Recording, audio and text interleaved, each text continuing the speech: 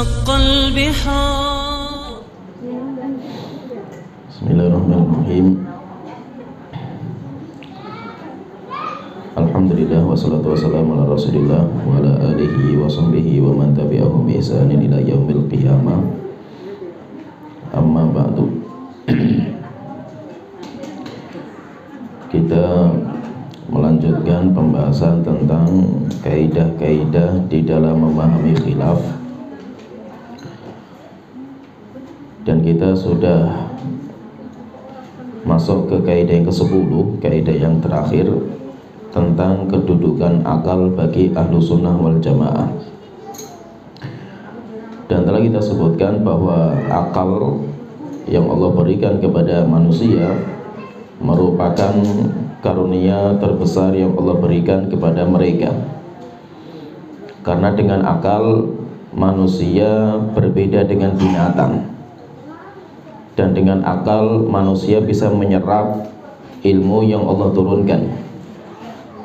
Dengan akal kita bisa memahami apa yang Allah firmankan dan apa yang disabdakan sama Rasulullah SAW. Bahkan di dalam Islam itu akal itu menjadi manatu taklif, menjadi standarisasi dalam pembebanan syariat. Sehingga yang dibebankan syariat itu siapa? Orang yang berakal. Sedangkan orang gila, anak kecil, orang yang pingsan, orang yang tidur, ketika akal tidak berfungsi, maka mereka tidak dibebankan syariat.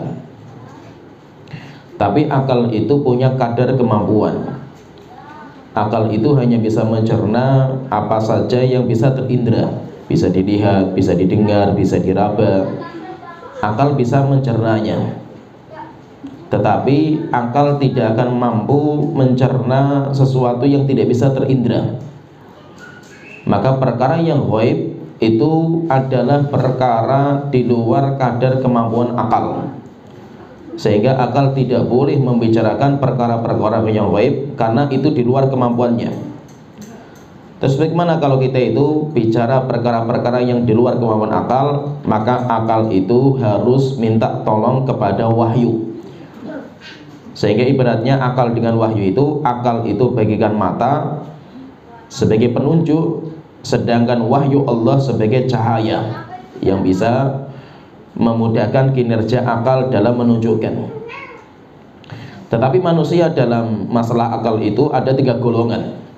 Golongan yang pertama, orang-orang yang berlebihan dalam memuja akal, sehingga dianggap akal itu kayak dewa, sehingga mereka dinamakan pendewa akal.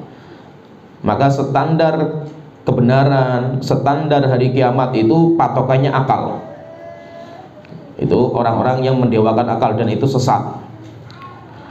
Kemudian yang kedua, orang-orang yang mematikan kinerja akal, diremehkan sampai akal kita dibuang dengan kita fanatik buta kepada guru kita, tidak mau belajar, tidak mau kita itu mempelajari ilmu Allah Ta'ala.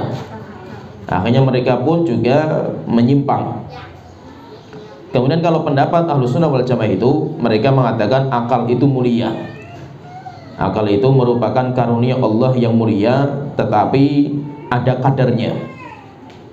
Sehingga ada kalanya di mana kita itu memakai akal untuk menetapkan, ada kalanya di mana kita itu buang akal kita. Dan itu semuanya nanti ada rinciannya dalam pembahasan agama kita. Kemudian di sini akan kita bahas sedikit. Ini tidak saya tulis di tulisan itu, di buku saya nggak saya tulis karena pembahasannya sedikit panjang. Karena buku saya itu saya tujukan ditulis itu secara ringkas, sehingga tidak terlalu bertele-tele.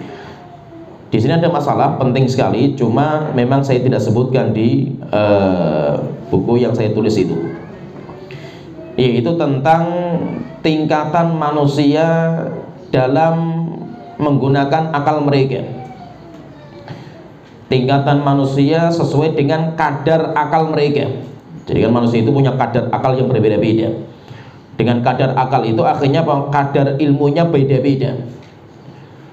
Maka manusia itu, mereka itu berbeda tingkatan mereka. Dan setiap tingkatan itu punya hak masing-masing yaitu punya tempat masing-masing. Maka nanti dilihat dari kadar akal itu, manusia itu nanti menjadi 3 tingkatan. Dan nanti kita ngaca diri kita itu, kita masuk yang mana sesuai dengan kadar akal kita. Karena kata Umar bin Abdul Aziz itu, beliau mengatakan rahimallahu imra'an arafan qadra nafsi. Semoga Allah merahmati seseorang yang tahu kadar dirinya, dia itu siapa gitu. Maka nanti manusia itu sesuai dengan kadar akalnya itu terbagi menjadi 3 tingkatan. Nanti silakan kita lihat diri kita masing-masing. Jadi ada 3 tingkatan. Yang pertama, alim mujtahid, atau dinamakan dengan imam ahlul ijtihad. Seorang yang mujtahid. Siapa itu seorang mujtahid itu? Seseorang yang dia itu punya kemampuan total untuk mempelajari dalil, sehingga dia itu punya kemampuan yang kuat sekali. Hafal Quran 30 juz lotok misalkan, kemudian hafal hadis sampai ribuan hadis, kemudian paham sekali bahasa Arab, kuat sekali ilmu-ilmu yang lainnya. Maka apa berarti dia itu punya kemampuan yang luar biasa dalam memahami dalil, sehingga dia itu bisa menetapkan hukum-hukum agama. Ini jadi yang pertama itu seorang mujtahid, seorang imam ahlul ijtihad. Yaitu siapa itu? Orang-orang yang punya kemampuan total untuk mempelajari dalil sebagai sarana untuk menetapkan hukum. Sampai ulama itu pernah ditanya tentang standarisasi ulama zaman dulu. Syekh, bagaimana kalau seandainya ada orang dia itu hafal 10.000 hadis, itu sudah dianggap ulama belum? Belum. Setelah itu tanya, kalau 20.000? Belum. Kalau 30.000? Belum. Terus tanya sampai kalau 60.000 gimana itu? Mungkin itu standar minimal. Nah, itu kalau kita lihat imam-imam zaman dulu itu, Imam Ahmad hafalnya 1 juta hadis. 1 juta hadis. Imam Syafi'i itu umur 7 tahun itu dia sudah hafal Quran ngotot. Kemudian setelah itu hafal kitabnya Imam Malik, kitab Muwatta, umur 10 tahun. Sehingga hafalan mereka luar biasa itu, imam-imam kita itu. Imam Abu Hanifah, Imam Malik, Imam Syafi'i, Imam Ahmad luar biasa. Imam Bukhari, Muslim, Tirmidzi luar biasa semua itu. Sehingga mereka dinamakan dengan imam mujtahid. Nanti mujtahid pun ada macam-macam juga itu. Nah, kalau seorang mujtahid ini, bagaimana kewajiban dia itu? Dia itu wajib untuk berijtihad. Dia wajib berijtihad sesuai dengan apa yang dia itu miliki. Dan diharamkan bagi dia untuk taklid kepada yang lain. Apa hukumnya? Nggak boleh, hukumnya haram taklid bagi seorang mujtahid. Maka seorang mujtahid tidak boleh dia itu mengikuti fatwa ulama lain. Dia harus mengikuti fatwa dia sendiri yang dilihat paling kuat sesuai dengan dalil yang dia miliki itu. Nggak boleh dia itu taklid sama yang lain. Maka taklid bagi orang yang sudah sampai tingkatan seperti ini hukumnya haram. Karena orang itu nggak boleh taklid, karena dia sudah punya perangkat ilmu semua. Ini macam orang tingkatan yang pertama, namanya seorang mujtahid. Saya katakan nanti mujtahid itu nanti tingkatan beda-beda, macam-macam. Ada namanya mujtahid mutlak. Dan mujtahid mutlak itu apa? Pemimpin mazhab. Abu Hanifah, Malik, Syafi'i, Ahmad itu mujtahid mutlak. Itu perangkat ilmunya sudah luar biasa banyaknya lah itu, sehingga dia itu mutlak. Kemudian nanti ada mujtahid mazhab, mujtahid fatwa, dan yang lainnya. Nanti tingkatannya banyak, tapi kita nggak akan bahas secara detail, karena itu nanti masuk ke kitab usul fikih. Kemudian tingkatan yang kedua itu talibul ilmi al-mutamarrisu fi talabil ilmi. Yang kedua itu siapa? Penuntut ilmu, atau kalau istilahkan itu santri. Siapa itu santri itu? Santri itu orang yang punya perangkat ilmu alat. Jadi ilmu alatnya, ilmu alat itu seperti apa? Bahasa, itu namanya ilmu alat. Seperti usul fikih, mustalah hadis, itu namanya ilmu alat. Orang yang memiliki ilmu alat, tetapi tidak memiliki ilmu dalil secara kokoh kayak mujtahid. Dia punya ilmu alat, dia punya ilmu alatnya itu, belajar banyak kitab juga itu, tapi dia itu nggak memiliki kemampuan memahami dalil secara totalitas seperti mujtahid. Cuma dia itu hanya punya ilmu alat saja itu. Bagaimana cara imam mujtahid itu mereka beristimbat. Ini namanya siapa ini? Penuntut ilmu, santri. Namanya santri. Apa kewajiban bagi dia itu? Dia itu boleh merojehkan pendapat ulama yang sudah ada. Berarti apa? Dia tidak boleh memunculkan fatwa sendiri. Kalau pendapat saya seperti ini, nggak boleh. Kamu siapa gitu? Apa yang wajib bagi dia itu? Dia itu mempelajari dalilnya ulama mujtahid. Dipelajari dalilnya Imam Syafi'i seperti ini, dalilnya Imam Ahmad seperti ini. Setelah itu dipilih-pilih dari dalil-dalil ini, yang paling kuat bagi saya itu yang mana ini? Nah, itu namanya tarjih. Kita itu merojehkan, boleh. Kita menguatkan pendapat A sesuai dengan dalil ulama itu yang dimiliki, dan kita melemahkan pendapat B, boleh. Itu dinamakan dengan mentarjih. Kalau tidak mampu mentarjih karena bingung kuat semua dalilnya, maka kita boleh taklid. Jadi taklid itu pilihan kedua bagi penuntut ilmu setelah merojehkan itu nggak bisa dia itu, karena terlalu kuat gitu, khilafnya itu terlalu kuat dalil-dalilnya itu. Akhirnya apa? Ya udah saya ngikuti ulama ini sajalah itu. Itu namanya taklid. Dia nggak memiliki kemampuan untuk bikin fatwa baru, nggak bisa. Tetapi dia itu bisanya hanya mempelajari dalilnya ulama. Dalilnya ulama dipelajari, dibaca dalilnya, oh mazhab ini dalilnya ini, mazhab itu dalilnya ini, beda-beda gitu. Akhirnya kalau saya pelajari sesuai dengan kemampuan saya, oh kalau bagi saya kalau lebih kuat pendapat yang mazhab A misalkan itu, boleh. Kita menguatkan pendapat A, kita lemahkan pendapat B, itu boleh. Itu dinamakan nanti dengan tarjih. Tapi kalau kita kuatkan pendapat A sesuai dengan kemampuan kita, bukan berarti pendapat B itu harus kita lemah, caci maki. Boleh kita lemahkan secara hujah, tapi tidak boleh kita caci maki dan tidak boleh kita robohkan wibawa orangnya. Ini tingkatan manusia yang kedua. Tingkatan manusia yang ketiga dinamakan dengan ami atau orang awam. Dinamakan orang awam. Apa itu orang awam itu? Orang yang tidak memiliki ilmu alat. Orang yang tidak memiliki ilmu alat dalam mempelajari dalil. Bahasa Arab masih nggak bisa, hafal Al-Quran ya muter-muter nggak pernah kecanda gitu. Bahasa Arab muntah-muntah belajarnya itu. Usul fikih ya nggak pernah tahu apa itu kitab usul fikih. Mustalah hadis ya nggak tergambar, nggak pernah dengar. Ini namanya orang awam. Walaupun apa? Loh, tapi kan saya udah ngaji itu 20 tahun saya ngaji itu. Ngaji kamu nggak dianggap gitu. Ngajinya kan ciping itu, ustadznya ngomong kamu tidur kan gitu, ya kan? Itu bukan ngaji itu. Kalau mau ngaji itu duduk, kita belajar bahasa Arab setiap hari dites itu, sehingga kemampuan itu bisa kelihatan gitu. Kalau cuma ngaji jenggotnya sudah panjang, cadarnya sudah besar, sudah 20 tahun misalkan, nggak dianggap. Kamu belajar bahasa Arab nggak, ilmu alat tahu nggak gitu? Usul fikih belajar nggak, mustalah hadis belajar nggak gitu? Kalau tidak, hatta sudah 20 tahun ngaji, masih dinamakan orang awam. Ya paham ya? Jadi paham ya? Jadi bukan orang yang sudah ngaji, oh orang ngaji itu bukan orang awam lagi itu, awam semua gitu. Ya, orang yang sudah ngaji itu kebanyakan awam itu, apalagi standarisasi di Indonesia itu. Standarisasi Indonesia itu rendah sekali itu secara ilmu itu. Karena kita merasakan itu, kita di luar negeri itu kita rasakan, di luar negeri itu namanya hafal Quran itu hampir semua orang hafal gitu. Sampai anak-anak kecil SD itu kelas 4 itu sudah hafal Quran 30 juz, itu biasa mereka itu. Sehingga pada Yaman itu, kita di Yaman ada orang yang hafal Quran sampai punya sanad, itu bukan sesuatu yang hebat di Yaman itu. Hebat itu ketika beliau itu datang ke Indonesia itu. Ada seorang syekh, orang Arab, hafal 30 juz, dapat sanad, wos di Indonesia diagung-agungkan gitu. Di Arab nggak dipakai itu orang seperti itu kan itu. Kenapa? Terlalu banyak orang yang hafal Quran di sana itu. Wong saya itu ya dulu ya, ini ceritanya. Saya itu pernah ikut daurah liburan musim panas kan, kalau di Arab itu kan musim panas 4 bulan itu kan libur panjang.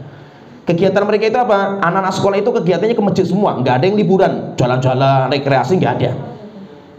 Mereka musim panas, liburan musim panas 4 bulan, Ramadan itu sampai nanti Idul Adha itu mereka semuanya ke masjid, daurah itu. Ada daurah hafalan 30 juz. Anak-anak SD itu yang ikut itu. Sekali daurah 4 bulan selesai 30 juz mereka itu.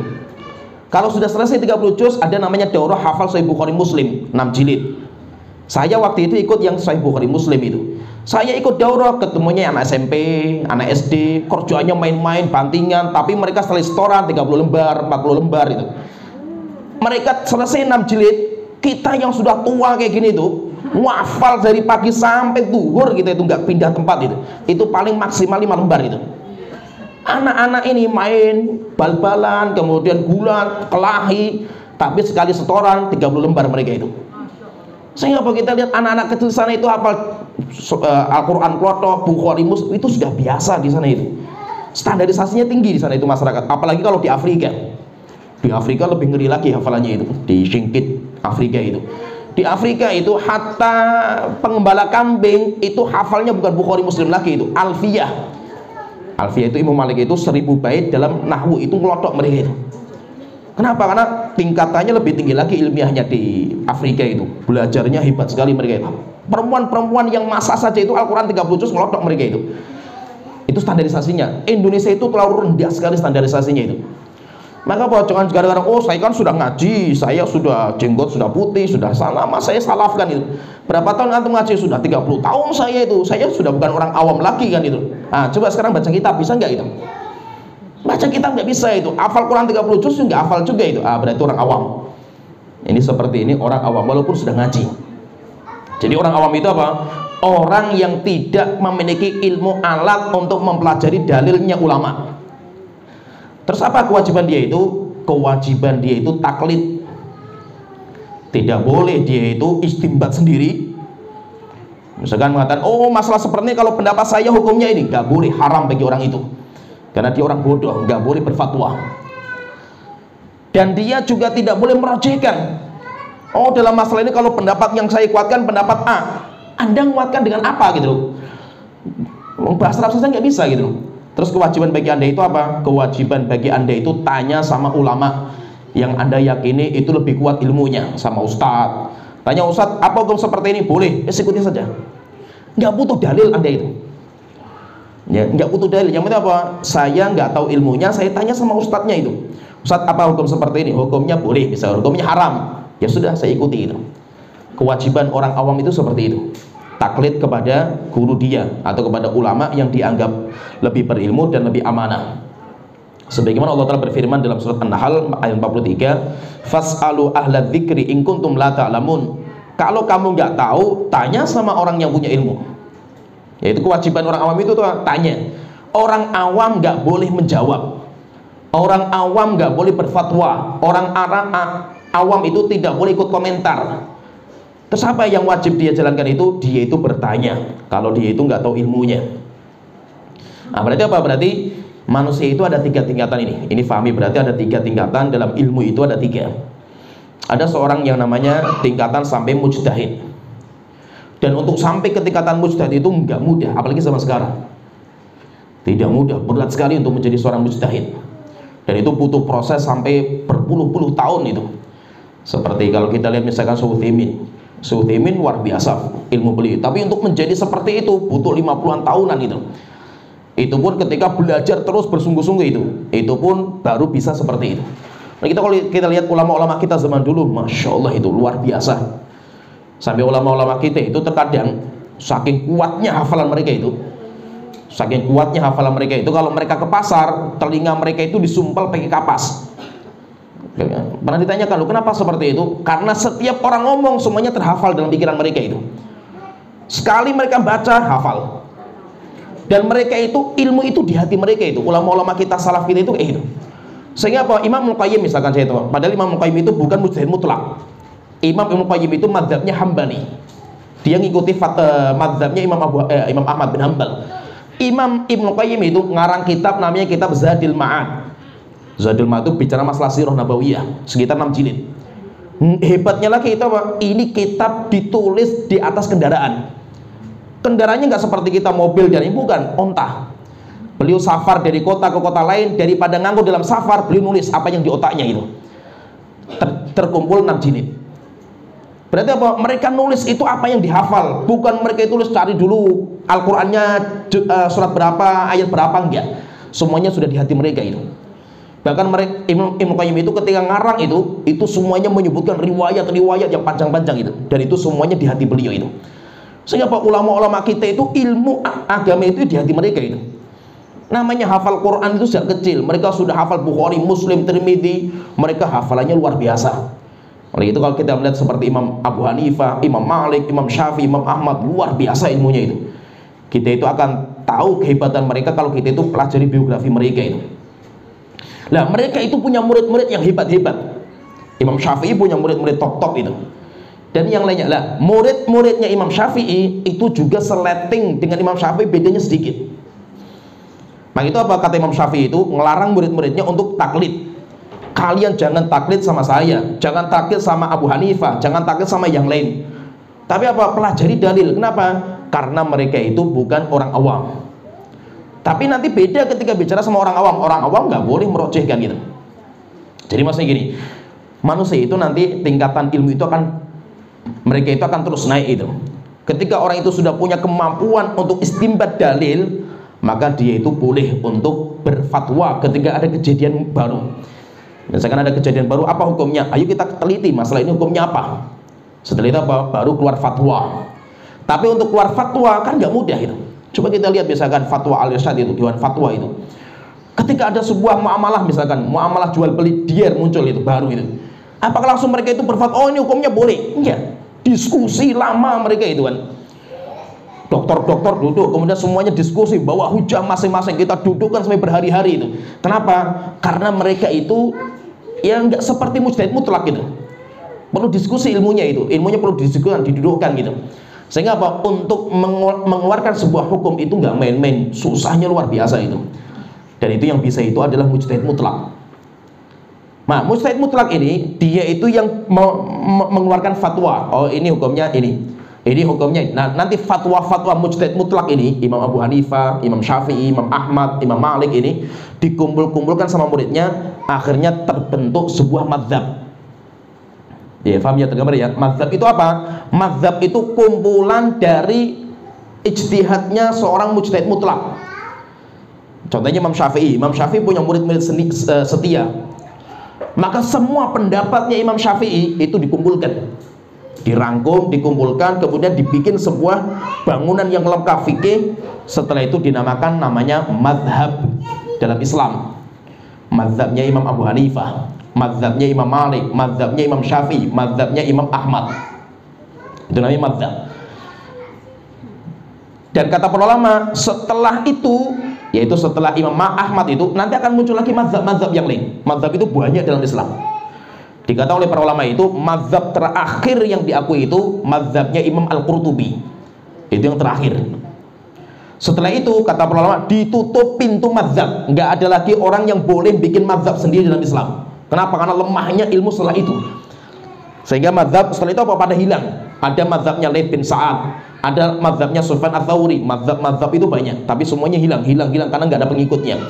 Yang Allah sisakan itu cuma 4. Madzhabnya Imam Abu Hanifah, Imam Malik, Imam Syafi'i, Imam Ahmad. Setelah itu ada lagi madzhab yang muncul lagi, namanya madzhab Dhahiri, dikuatkan sama Imam Ibnu Hazm. Setelah itu nggak ada lagi madzhab. Orang bikin madzhab nggak boleh. Lah madzhab ini jadi kayak fatwa seorang ulama yang mumpuni. Fatwanya dikumpulkan, kemudian dikuatkan, kemudian setelah itu dibangun sebuah bangunan fikih. Setelah itu mulai buku-buku itu dikarang sesuai dengan metode mereka. Akhirnya apa? Metode fikih madzhab itu, ini saya jelaskan sedikit biar paham ya. Metode fikih madzhab itu, kalau imam-imam kita, Imam Abu Hanifah, Imam Malik, Imam Syafi'i itu langsung istinbat. Kita kalau baca kitab Al-Um Imam Syafi'i itu, beliau langsung istinbat. Masalah ini hukumnya seperti ini karena dalilnya ini. Caranya kenapa seperti ini? Karena masalahnya kayak gini. Itu sudah mereka itu kerjanya seperti itu. Bagi orang-orang belakangan mempelajari dalilnya mereka itu nggak paham itu, akhirnya diringkas, dimudahkan. Jadi kayak ilmu itu kan semakin hari semakin dimudahkan sampai menjadi ringkas gitu.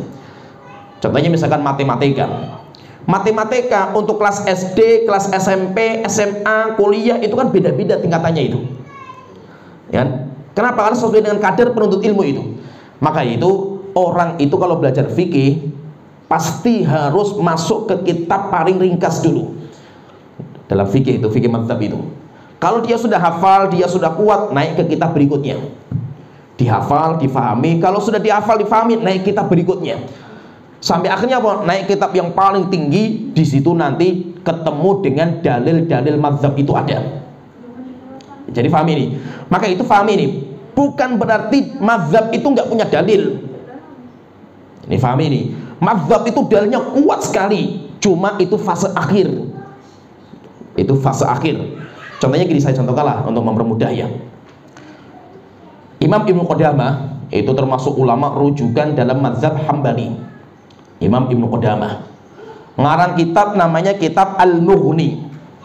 Al-Mughni itu kitab rujukan dalam mazhab Hambali untuk ulamanya. Berapa jilid? 40 jilid. 40 jilid. Dan itu beliau karang memang untuk tingkatan ulama. Sehingga di situ debat masalah dalil ini, pendapat yang roji ini ada semua lengkap di situ itu.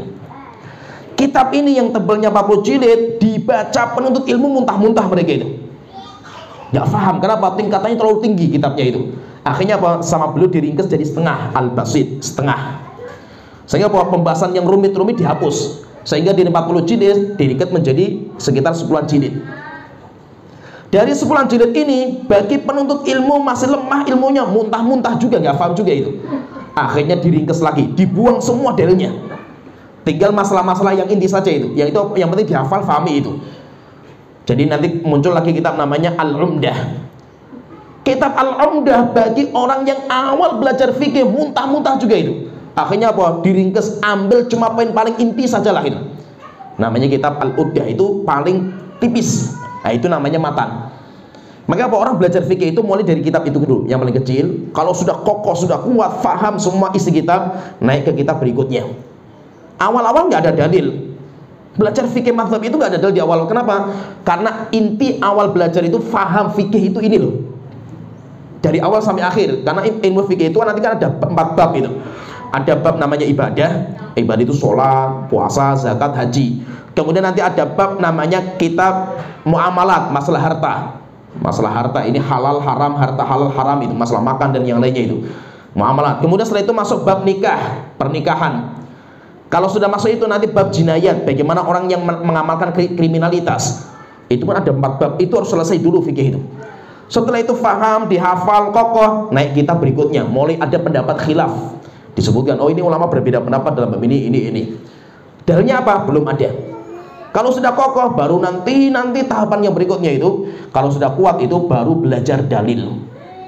Nanti kalau sudah kuat lagi dalam satu mazhab, nanti biasanya ulama itu belajar namanya muqaranah bainal madzhab. Kita dudukkan semua mazhab yang ada, kemudian kita pelajari dalil-dalil mereka, kemudian kita bisa rojehkan itu. Tapi tarjih itu tingkatan paling tinggi bagi penuntut ilmu. Ya, paham ya, tergambar ya. Maka itu apa? Ketika kita itu ngajar bagi penuntut awal itu nggak bisa dengan tarjih itu. Bahasa Arab belum bisa itu, usul fikih belum bisa itu, mustalah hadis nggak bisa itu. Kok suruh mentarjih pendapat yang paling kuat pendapat ini? Nggak mungkin mereka bisa menguatkan itu. Sehingga nanti ada tahapannya. Ya, fahami, jadi ada tahapannya. Jadi ada namanya mujtahid, yang mereka itu ahli fatwa. Kemudian yang kedua ada penuntut ilmu, mereka punya ilmu alat tapi nggak memahami totalitas tentang dalil. Sehingga apa yang mereka kerjakan? Mereka mempelajari dalilnya mujtahid, kemudian nanti dipilih-pilih mana pendapat yang paling kuat. Kemudian yang ketiga, orang yang awam, dia nggak punya ilmu alat. Akhirnya apa kalau seperti ini? Kewajiban dia itu bertanya sama ustadz atau mengikuti mazhab apa yang dia lihat itu paling kuat versi dia. Yang penting apa? Dia milih mazhab itu bukan karena selera. Misalkan, oh ini ada 2 pendapat, yang paling enak yang mana? Oh yang paling enak yang ini, nggak boleh. Tapi dia itu mengikuti karena itu yang dia lihat itu paling kuat ilmunya dan paling amanah. Contohnya gini, saya contohkan ya. Ini saya contohkan saya pribadi.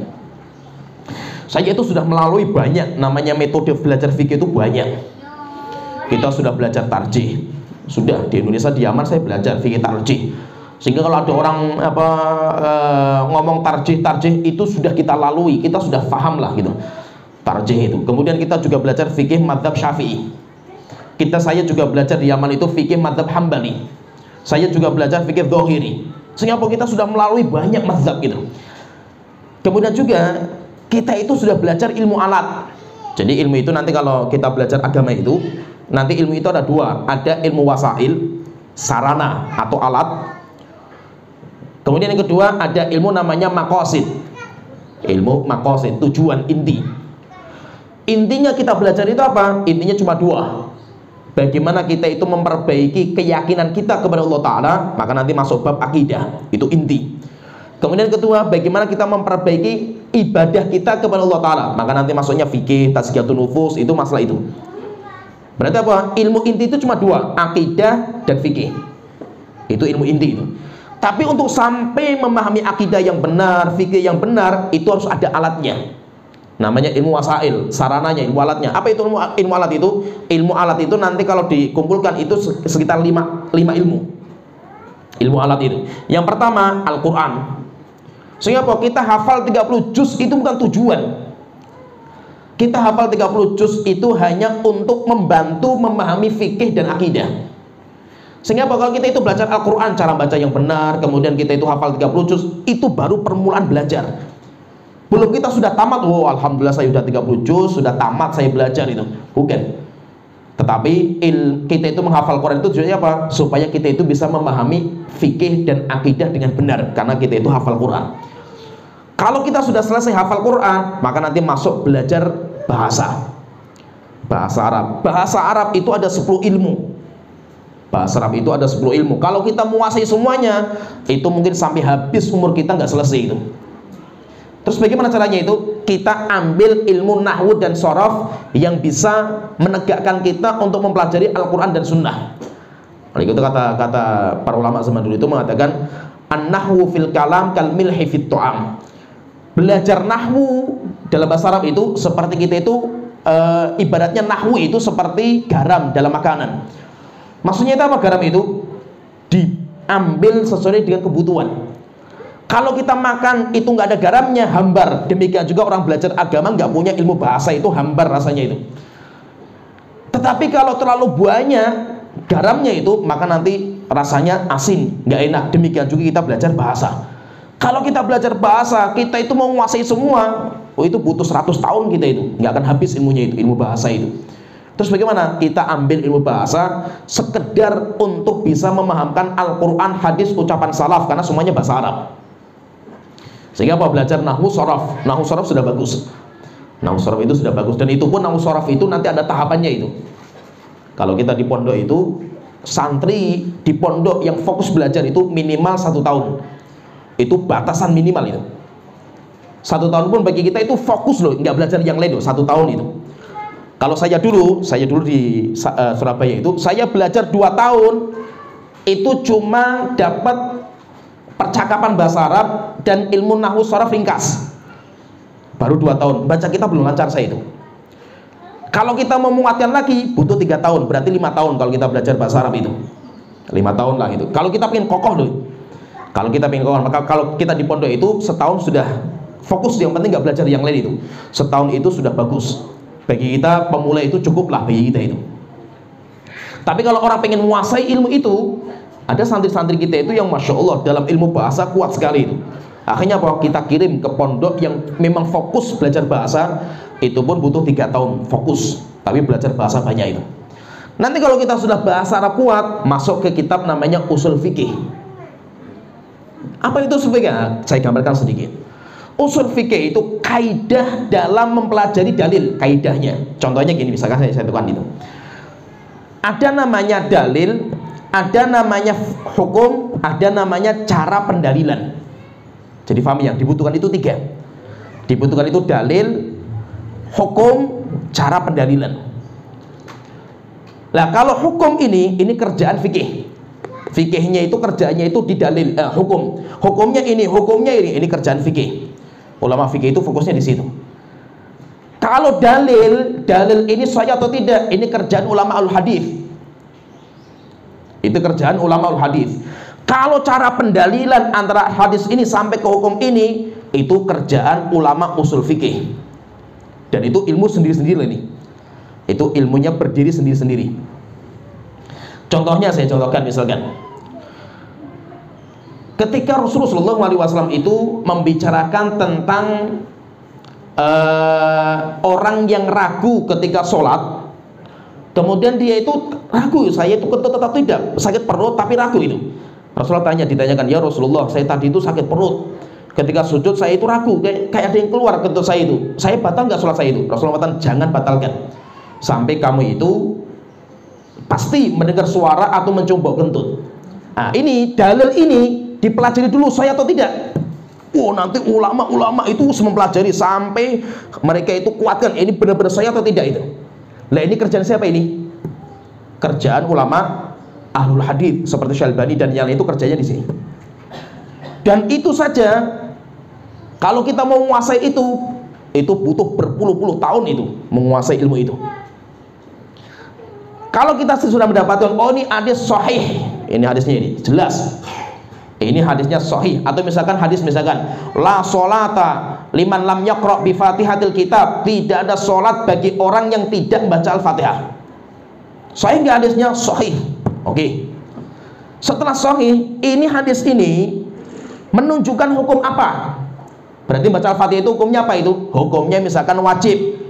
Lah yang konsentrasi untuk mengatakan hukumnya wajib, hukumnya sunnah bagi makmum, kalau bagi imam seperti ini, bagi makmum seperti ini, itu kerjaan siapa itu?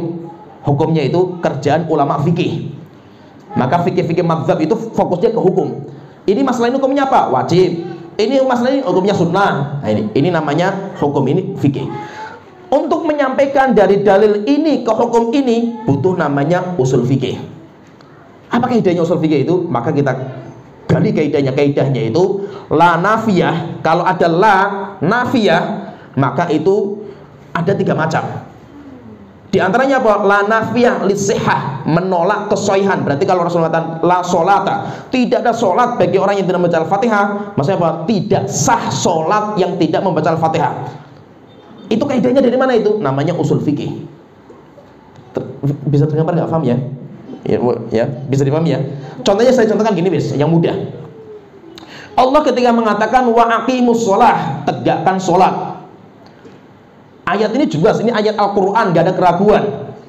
Pertanyaan, dari ayat ini kita bisa mengambil hukum. Hukumnya apa? Bahwa sholat itu hukumnya apa? Wa aqimus sholah, hukumnya wajib. Nah, sholat hukumnya wajib, itu yang gali siapa ini? Kerjanya siapa ini? Sholat hukumnya wajib, ulama fikih. Pertanyaan sekarang, kok bisa-bisanya Anda dari ayat tadi wa aqimus sholah mendapatkan hukum bahwasanya sholat itu wajib? Dari mana? Kok bisa gitu? Anda mengatakan, kan Allah cuma mengatakan wa aqimus sholah, tegakkan sholat. Bukan Allah mengatakan sholat itu fardu ain. Kalau Allah mengatakan sholat fardu ain, jelas kan gitu. Kan Allah nggak mengatakan sholat itu fardu ain. Allah hanya memerintahkan tegakkan sholat. Kok bisa-bisanya dari perintah tegakkan sholat itu sholat jadi wajib gitu? Nah, maka ulama usul fikih membuat kaidah. Kaidahnya apa? Perintah Allah dan perintah Rasul itu hukum aslinya wajib. Al-amru yufidul wujub. Perintah Allah dan Rasul itu menunjukkan hukum kewajiban. Kecuali kalau datang qarinah yang lain, dalil yang lain. Maksudnya saya ingin jelaskan itu cuma tergambar sedikit lah, walaupun muntah-muntah juga saya jelaskan itu. Bisa pahami nggak? Bisa dipahami ya? Maksudnya itu saya ingin menggambarkan rupanya bahwa ilmu itu nggak semudah yang kita bayangkan gitu loh. Tiba-tiba oh ini pendapat yang benar bagi saya seperti ini pendapat sesat. Anda itu kayak apa? Belajar bahasa sedang nggak belajar kan gitu loh. Untuk sampai ke tingkatan ini pendapat yang kuat dan lemah itu butuh proses panjang gitu loh. Dan saya sudah melewati itu gitu loh. Kita paham sekali kan itu. Jadi apa? Nggak mudah gitu loh. Hati-hati kita belajar agama itu, hati-hati gitu loh. Jadi apa? Maka itu ada tiga masalah itu yang penting gitu. Namanya mempelajari dalil, itu kerjaannya ulama fikih kalau belajar ulama Al-Quran kalau itu masalah Al-Quran, atau ulama hadis kalau itu masalah dalilnya itu hadis. Kemudian dari dalil itu sampai kepada sebuah hukum, hukumnya ini namanya ulama fikih. Untuk sampai dari dalil ini kepada hukum ini butuh istimbat, cara pendalilan. Cara pendalilan itu yang dibahas sama ulama-ulama usul fikih. Ya, paham ya tergambar ya? Maka itu apa? Ada ilmu alat yang harus kita selesaikan. Kalau kita itu pengen mengatakan ini pendapat yang rojih, ini pendapat yang kuat, itu butuh alatnya. Alatnya apa? Bahasa Arab. Yang pertama. Yang kedua apa? Usul fikih. Jadi usul fikih itu terkadang gini, kalau kita belajar di usul fikih itu, kalau ada 2 ayat yang kontradiksi, bagaimana kita gabungkan? Contohnya misalkan Allah Ta'ala mengatakan, ya ini contoh saja ya, Allah Ta'ala mengatakan misalkan innakalah tahdi man ahbabta. Muhammad, kamu tidak bisa memberikan hidayah kepada orang yang kamu cintai. Walakinnallaha yahdi may yasha. Allah yang bisa memberikan hidayah kepada siapa yang Allah kehendaki. Hukum dalam ayat ini apa faedahnya itu? Nabi Muhammad tidak bisa memberikan hidayah. Ya, paham ya, ya? Ada ayat yang kedua, wa innaka la tahdi ila siratin mustaqim. Engkau Muhammad benar-benar bisa memberikan petunjuk kepada jalan yang lurus. Ayat yang kedua menunjukkan apa? Nabi Muhammad itu sumber hidayah. Sekarang ini ada dua ayat. Yang satu mengatakan Nabi Muhammad nggak bisa memberikan hidayah. Yang kedua, Nabi Muhammad itu bisa memberikan hidayah. Terus yang benar yang mana itu? Yang benar yang mana itu? Lah, untuk mengatakan ini ayat ini kontradiksi seperti ini, bagaimana caranya itu? Itu namanya usul fikih. Akhirnya nanti digali sama para ulama itu. Maka ulama itu menjamak. Maka mereka mengatakan hidayah itu ada dua. Hidayah yang itu milik Allah, yaitu masalah hati. Kemudian yang kedua, hidayah itu Nabi Muhammad juga bisa. Itu masalah penjelasan. Itu dapatnya dari mana itu? Setelah dikumpulkan semua dalil, dipelajari sama para ulama, muncul sebuah cara menggabungkan. Ya, tergambar, paham ya? Bisa dipahami ya? Jadi apa? Itu nggak sembarangan. Kita itu sampai tingkatan fikih itu nggak sembarangan itu. Maka itu kenapa? Kita itu sering katakan belajar fikih bagi pemula itu yang terbaik lewat mazhab, karena mazhab itu sudah dipermudah gitu. Mazhab itu sudah dipermudah itu. Walaupun apa, nanti akan ada masanya kita itu akan merojehkan kalau kita sudah kuat pondasi ilmunya itu. Ya, paham ya, tergambar. Saya misalkan itu, kalau saya sendiri sekarang itu, yang saya praktekkan dalam kehidupan saya itu fikihnya apa? Saya fikihnya tarjih. Saya itu fikihnya tarjih. Tapi untuk sampai ke sini, saya itu harus melewati mazhab. Ya, melewati mazhab. Walaupun tidak semua mazhab yang saya pelajari itu semuanya harus saya amalkan, tidak. Ada beberapa mazhab yang saya pelajari itu dalilnya lemah bagi saya itu, bagi versi saya itu. Tapi cara belajar itu harus seperti itu gitu. Jadi kalau saya belajar bahasa Arab lama. Saya sudah hafal 30 juz. Bahkan saya sudah sempat cari sanad walaupun belum selesai. Saya sudah hafal Sahih Bukhari Muslim 4 jilid waktu itu. Karena ikut daurah itu. Kemudian saya belajar usul fikih berkitab-kitab gitu. Saya belajar qawaidul fiqhiyah, belajar mustalah hadis sampai kita bisa menyesuaikan dan mendhaifkan waktu di Yaman itu. Sehingga apa? Setiap kita belajar masalah itu, ini masalah ini, mazhabnya ini, dalilnya ini, kita pelajari. Ini dalilnya apa ini? Oh, dalilnya lemah ini, hadisnya sepakat ulama hadisnya dhaif. Berarti apa? Udah, dalam masalah ini kita nggak mengamalkan mazhab itu, tapi ini mazhab itu sebagai tambahan wawasan kita itu. Kita itu tetap menghormati mazhab itu walaupun kita nggak mau mengambil gitu. Gimana, tergambar, paham ya? Contohnya misalkan saya itu karena lama di Yaman itu lebih fokusnya mazhabnya Syafi'i. Walaupun apa, saya belajar mazhab Hambali, saya belajar Dhahiri, ya belajar, tapi lebih senangnya mazhab Syafi'i. Kenapa? Karena itu yang dipakai di negeri kita. Dan nasihatnya Utsaimin, nasihatnya ulama-ulama kita itu, silahkan kalau belajar fikih itu bermazhab ngikuti masyarakat yang ada di negeri kamu. Itu fatwanya Utsaimin itu. Fatwanya Utsaimin sudah seperti itu. Jangan membawa mazhab yang berbeda, karena nanti akan sering kontra sama masyarakatnya itu. Karena di masyarakat Indonesia itu Syafi'iyah, maka saya di Yaman belajar Syafi'iyah. Tapi dalam mazhab Syafi'iyah itu tidak semua dalil yang saya pelajari dalam mazhab itu saya kuatkan. Ya, paham ya? Kenapa? Karena saya sudah tahu bagaimana cara merojehkan gitu. Akhirnya apa? Kita dudukkan mazhab Syafi'i itu. Sampai saya terkadang baca kitab Majmu' Syarah Muhadzab. Majmu' Syarah Muhadzab itu cara pendalilannya mazhab Syafi'iyah. Itu sekitar hampir 40 jilid juga itu. Kita baca gitu, kita baca masalah-masalah itu. Setelah itu apa? Terkadang ada beberapa masalah yang kita keluar dari mazhab. Karena apa? Lemah. Dalam masalah mazhab itu lemah dalam masalah ini. Tapi apa? Tetap kita menghormati. Sehingga maksudnya itu apa? Kita memang tidak akan paham apa yang mungkin saya sampaikan itu kalau kita belum melalui itu gitu. Ya, kalau kita belum melalui itu terkadang kita nggak paham itu. Oleh itu apa? Terkadang itu lancang sekali orang Al-Quran yang bacanya grodal-gradul gitu. Ya kan? Ngafal yo nggak nambah hafalan, pindah-pindah hafalannya kan gitu. Bahasa Arab muntah-muntah, kalau belajar suruh nge-Arab sama ustadznya mutung gitu loh. Ya kan? Apalagi kalau udah PR itu, belajar bahasa Arab udah PR itu, akhirnya nggak ada yang berangkat kan gitu. Bahasa Arab mutung, usul fikih nggak pernah tahu, mustalah hadis nggak pernah tahu, tiba-tiba tahu masalah ini pendapat yang rojih seperti ini. Masya Allah itu. Anda merojehkan pendapat ulama itu luar biasa berarti Anda kan gitu. Ilmu Anda itu dari mana itu? Cara merojehkan kayak apa gitu? Apalagi sampai apa? Oh ini sesat yang selain ini, luar biasa lagi Anda kan gitu. Dan itu yang jadi masalah itu apa? Ketika orang-orang bodoh itu nggak tahu kalau dirinya itu bodoh. Nah itu kan bodoh itu penyakit. Dan bahayanya itu apa? Bahayanya itu orang sakit tapi nggak merasa sakit gitu loh. Itu merusak orang lain kan gitu. Orang sakit tapi dia itu merasa pinter kan. Orang bodoh merasa pinter itu. Akhirnya apa? Bicara. Dan itu yang bahaya itu.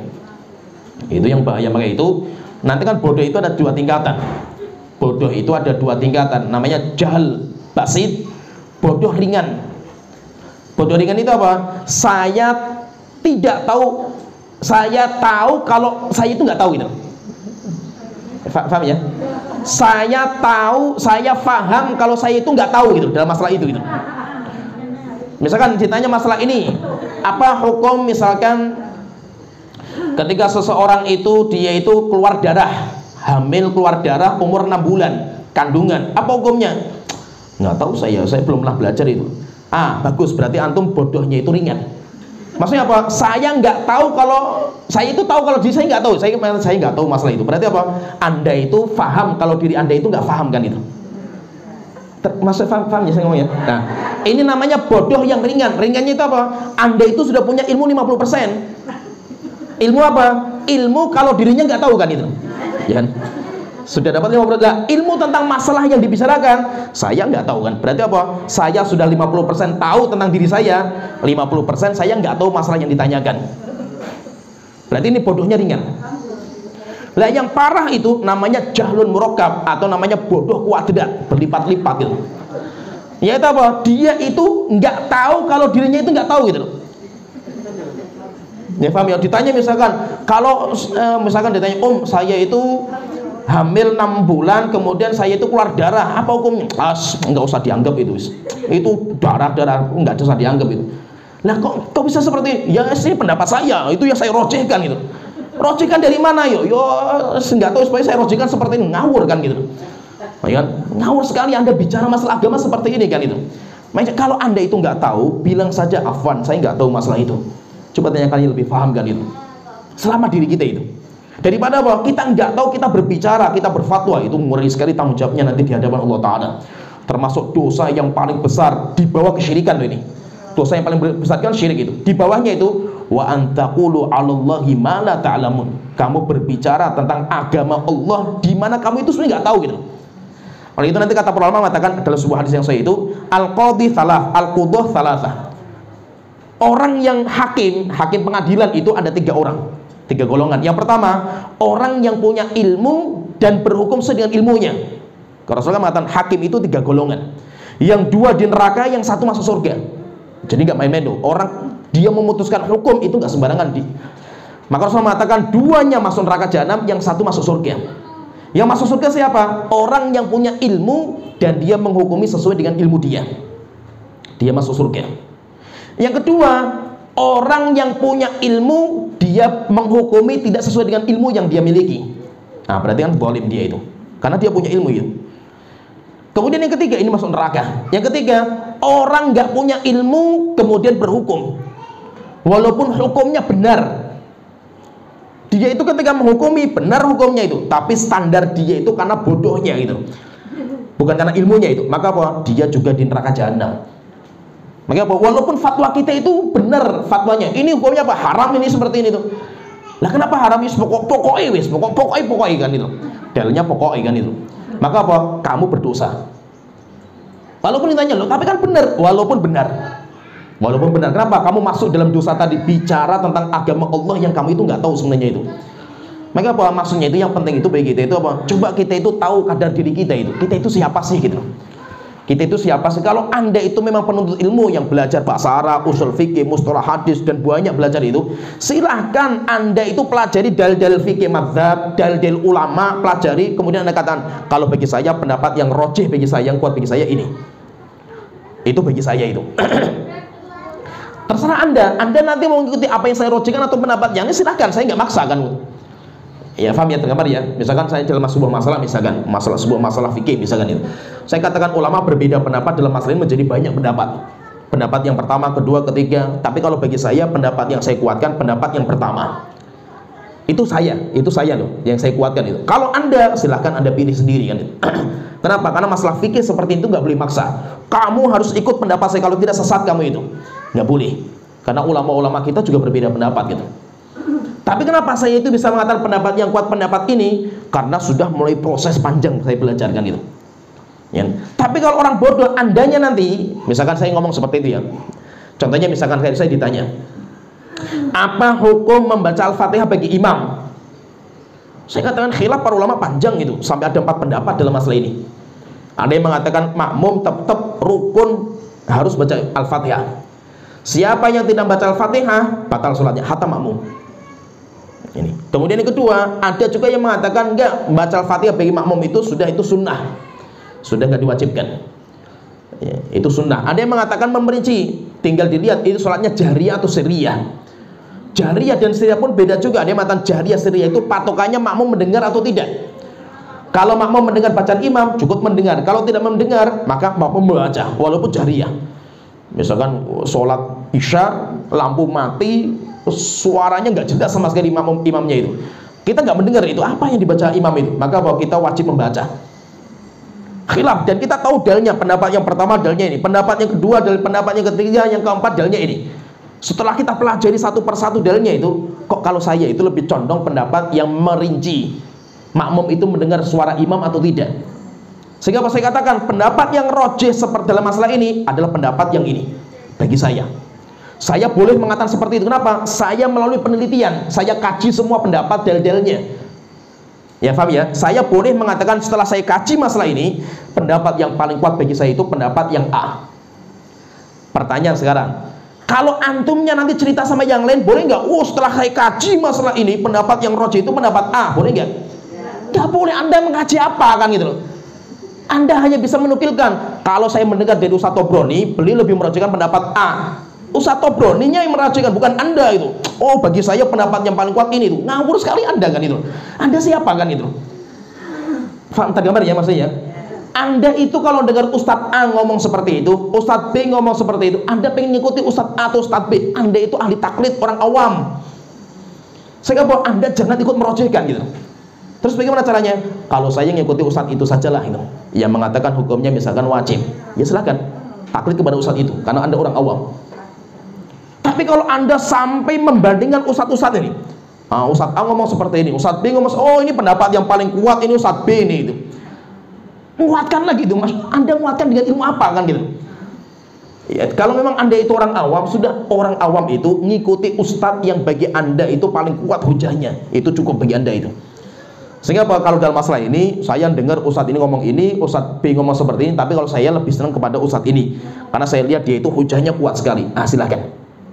Tapi jangan mengatakan apa yang rojih itu pendapat ini itu rojih bagi siapa gitu, ya kan? Maka itu apa? Kita itu kalau bisa itu melihat kadar diri kita itu siapa sih sebenarnya kita itu yang penting sekali itu. Sehingga apa? Kita itu jangan terlalu melampaui batas gitu. Orang awam tapi gayanya itu kayak mujtahid gitu. Ya, sehingga apa? Belaga-laga ini pendapat yang sahih seperti ini pendapat lemah, ini pendapat bid'ah, ini luar biasa Anda itu kan itu. Maka itu hati-hati dalam bicara masalah agama itu nggak main-main. Kita keliru bicara masalah agama karena kebodohan, itu ancamannya neraka jahanam. Kenapa? Karena agama itu bukan milik kita. Agama itu milik Allah. Kita itu hanya orang yang menisbatkan kepada agama itu gitu. Kita itu hanya manusia biasa yang punya banyak kesalahan dan kekurangan kita itu. Agama Islam murni. Agama Islam adalah agama yang hak, nggak ada kesalahan sama sekali agama Islam itu. Kalau kita itu manusia biasa yang bisa keliru, pemahaman agama kita bisa keliru, bisa benar. Sehingga kata Imam Malik itu apa? Setiap orang itu ucapannya bisa diambil dan bisa dibuang, kecuali cuma satu orang, yaitu Nabi Muhammad SAW. Kenapa? Karena kalau kalian itu cuma manusia gitu, kalian nggak mendapatkan wahyu, sehingga pendapat Anda itu bisa diambil, bisa dibuang juga gitu. Sehingga apa? Kita dalam memahami agama itu, fahami kita itu manusia biasa, bisa keliru pemahaman agama kita itu. Ya paham ya? Demikian juga kita memahami manhaj salaf. Oh, manhaj salaf itu seperti ini. Pertanyaan lah, Anda belajar sama salaf nggak itu? Ketemu sama Rasul nggak itu? Ketemu dengan para sahabat nggak? Nggak juga kan itu. Kok bisa-bisanya mengatakan manhaj salaf itu paten seperti ini? Nggak bisa gitu. Kenapa? Pemahaman Anda bisa keliru kan? Maka kita katakan manhaj salaf itu nggak mungkin keliru, pasti benar. Tetapi apa? Pendapat orang yang menisbatkan kepada salaf itu bisa benar, bisa keliru. Namanya pendapat gitu. Ya, bisa difahami ya. Maka itu apa? Orang Muslim itu pendapatnya bisa benar, bisa keliru. Tapi kalau Islam, keliru nggak? Islam agama yang benar, nggak ada kekeliruan sama sekali. Tetapi kalau orangnya yang menisbatkan kepada Islam, bisa benar pemahaman dia dan bisa keliru gitu. Demikian juga manhaj salaf. Manhaj salaf itu benar pasti, nggak ada kekeliruan itu. Tapi kalau Anda sekarang yang mengatakan kalau bagi saya, pendapat saya masalah manhaj salaf seperti ini, itu bisa dikritiki. Bukan berarti kalau saya itu menyelisih pendapat Anda, oh berarti Anda itu menyelisih manhaj salaf. Anda bukan manhaj salaf, Anda itu manusia biasa itu, yang bisa benar, bisa keliru. Manhaj salaf itu bukan Anda. Manhaj salaf itu adalah Al-Quran, hadis, pemahaman salaf. Itu namanya manhaj salaf kan gitu. Sedangkan Anda manusia biasa, bisa benar, bisa keliru. Maka apa? Jangan sampai gara-gara saya itu menyelisih pendapat, ada orang yang menyelisih pendapat saya, oh berarti dia itu menyelisih salafi, menyelisih manhaj salaf itu. Bukan, Anda bukan standarisasi untuk dinamakan Ahlus Sunnah dan tidaknya. Anda bukan standarisasi dinamakan Islam atau tidaknya. Islam itu agama Allah Ta'ala. Oleh itu pahami di sini, bicara masalah agama Allah itu jangan sembarangan.